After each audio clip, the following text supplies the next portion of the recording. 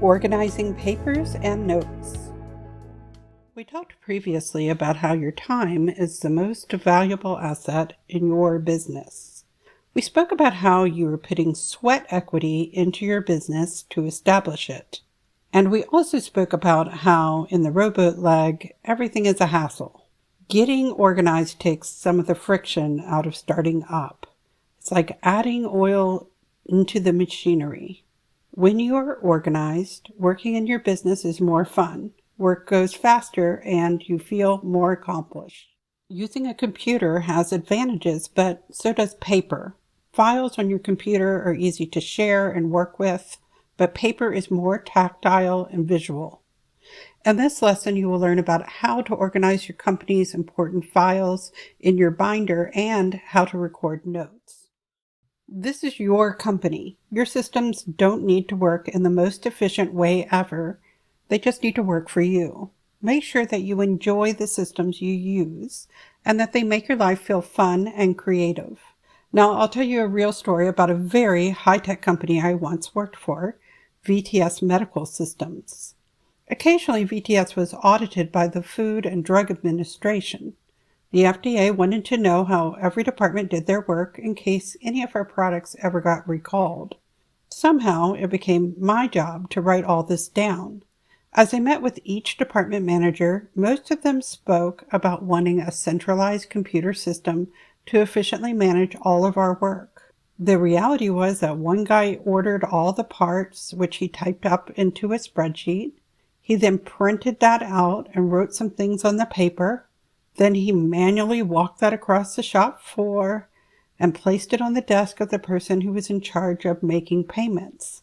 The whole place ran like this. It was in some ways inefficient, but also putting in a custom computer system was going to take a lot of time and money that we didn't have to spare.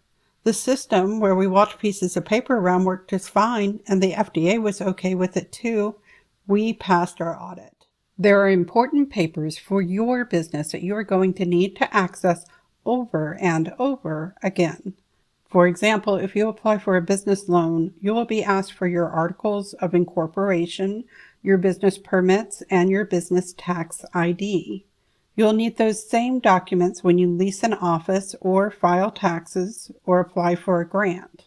And if you don't have those papers at hand, you'll waste a lot of your valuable time searching for them, and you may even avoid anything that requires this paperwork. During the pandemic, a lot of small business owners did not get PPP and EIDL loans, which were free money that the American government was giving out, because a lot of small business owners could not easily find the paperwork they needed, and so it was easier not to apply. In this course, you use your binder to file away paper copies of important documents. There are checklists in every section that show you what to store. If you are a person who prefers to work with computer files, it's your business, so set it up the way that makes sense to you. In a moment, we'll talk about how you can organize your computer systems. Using your binder helps you see that your business is growing. Computer files are nice to work with in lots of ways, but your computer will always stay the same size no matter how many files you create. When you print and store the important papers that define your business, you will see your business growing and feel your accomplishment. One of the great things about entrepreneurs is how creative they are, but sometimes all those ideas feel overwhelming. It's important to have systems for getting all your ideas down and be able to find them when you need them. Everyone has their own methods that work for them. You probably already have some systems in place. I encourage you to get more dedicated and consistent with those systems. Here are a few that I use.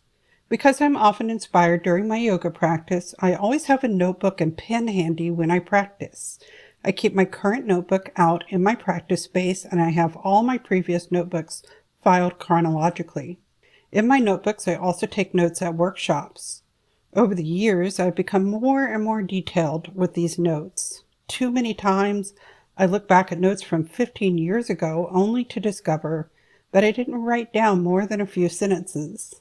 The time I devote to study with great teachers is also sweat equity. and I need to value that learning. I store all my notebooks together where I can easily find them, and I always have my current notebook out in my practice space.